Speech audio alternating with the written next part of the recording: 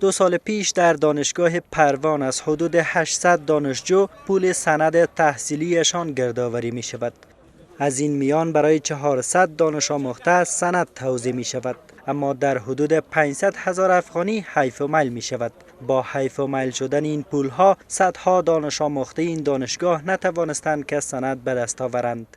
سال 97 که ما فارغ شدیم، در سمستر آخر هر نفر 1000 افغانی از ما گرفتن به خاطر سند دیپلم که ما با ما دیپلم میتن. متاسفانه تا فعلا ما دیپلم به دست نآوردیم. با وجود از اینکه 2 سال تأخیر صورت گرفته، دیپلمای ما را نآوردین، دوباره از ما تقاضای پول میکنند. مسئولان دانشگاه پروان حیف و میل پول دانش آموختگان را میپذیرند و میگویند کسانی که در این فساد دخیل بودند مورد پیگرد قانونی قرار خواهند گرفت. اینا را به کمیته نظم دیسیپلین پانتون معرفی میکنیم.